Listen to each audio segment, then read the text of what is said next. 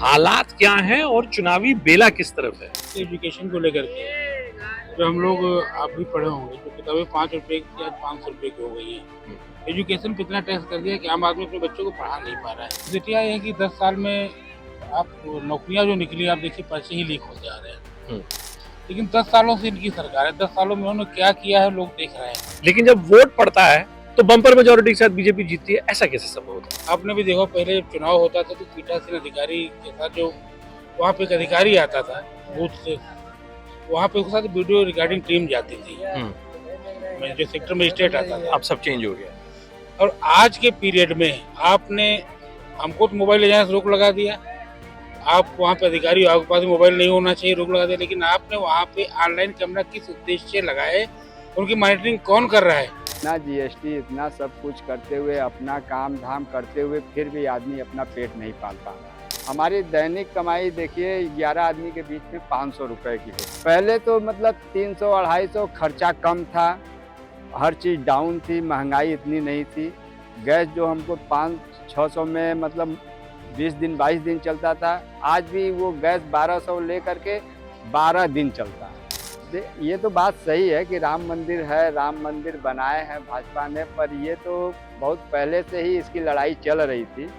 अब कांग्रेस सपा नहीं कर पाई तो अब क्या भाजपा ही कर दी तो उसमें कौन सी बड़ी बात हो गई। उसको तो राम को बनना ही था, राम को आना था, राम मंदिर को बनवाना ही था। देखिए हम सरकार से आकांक्षाएं यही कहेंगे कि जो रोजी रोटी अपना कर रहा है वही करने दे, क्योंकि सरकार के पास इतनी नौकरियां नहीं है कि वो सबको भर्ती कर लेगा।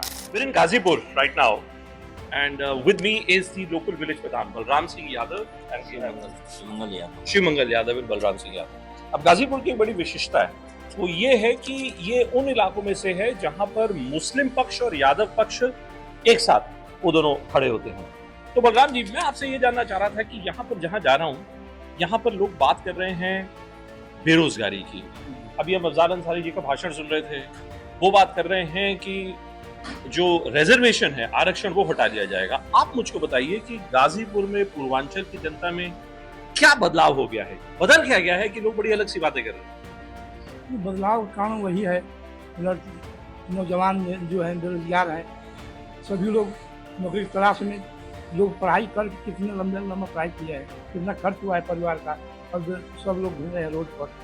तो लोग चाह रहे हैं कि हमको रोजगार मिले, सरकार में बदलाव हो, और जब बदलाव हो तभी तो। लेकिन रोजगार, एक बात बताएं, एक बात और भी होती है में कि जब हम कहते हैं कि बेरोजगारी है, कि सरकार रोजगार नहीं बना रही, आप क्या सरकार कहाँ से लाएगी रोजगार, कैसे बनाएगी सरकार रोजगार, बताइए। जैसे कि पेपर लीक हुए, 9 परीक्षाएं हुई और सबका पेपर लीक हुआ, तो ये रोजगार के लिए तो सब किया गया था, लड़के फॉर्म भरते, पैसा लगा, और एक पेपर लीक होता तो होता, 9 पेपर लीक हुआ, उसका भी एक रीजन है। और सबसे बड़ा बेरोजगारी है पूर्वांचल की, जो आप बात करते हैं, तो पूर्वांचल तो है ही बेरोजगारी सबसे बड़ा। हाँ, और बेरोजगारी आज से नहीं, तो बहुत पहले से मुद्दा है। और ये मुद्दा तो है, लेकिन इस बार जो संविधान की बातें आ रही हैं, जो संविधान की बातें आ रही हैं, संविधान को बदलने की जो बातें आ रही हैं, उसमें छोटी जातियां, खास तौर से दलित वर्ग भी, जो शिक्षित परिवार है, वो सब आ रहे हैं। लेकिन जब प्रधानमंत्री जी कहते हैं कि ये सब एकदम मिथ्या प्रचार है, दुष्प्रचार है ये, और मैं देख रहा हूँ आप सब लोगों के पास देखिए स्मार्टफोन्स हैं, आप सब लोग लगातार आप यूट्यूब, व्हाट्सएप के जरिए आप लोग देखते रहते हैं, आप प्रधानमंत्री की इस बात को मानते हैं कि ये सब दुष्प्रचार है? नहीं, झूठ बोल रहे हैं। क्यों? लोग बहला रहे हैं, नहीं हम नहीं कह रहे हैं, फिर निकल जाएंगे नहीं कहे हम उसको। अच्छा, प्रधानमंत्री के सब भाषण आप सुनते हैं? जी हाँ। उनके भाषणों में आपने देखा कि पहले चरण से लेके 7वें चरण तक क्या क्या नई नई चीजें वो जो सामने लेके आए, उसको कैसे देखते हैं? कुछ नहीं लाया, नया कुछ नहीं, कुछ नया नहीं है, नया तो कुछ भी नहीं है।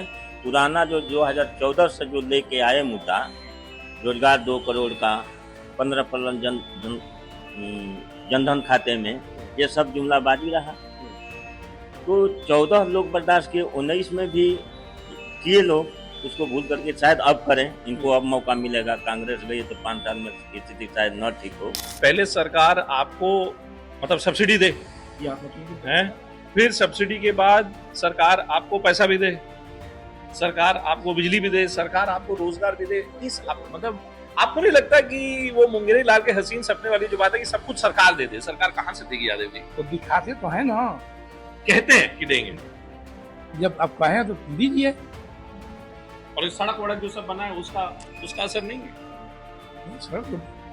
सड़क बनबे करेगा, पानी अबे करेगा, आगे सरकार है किसके लिए?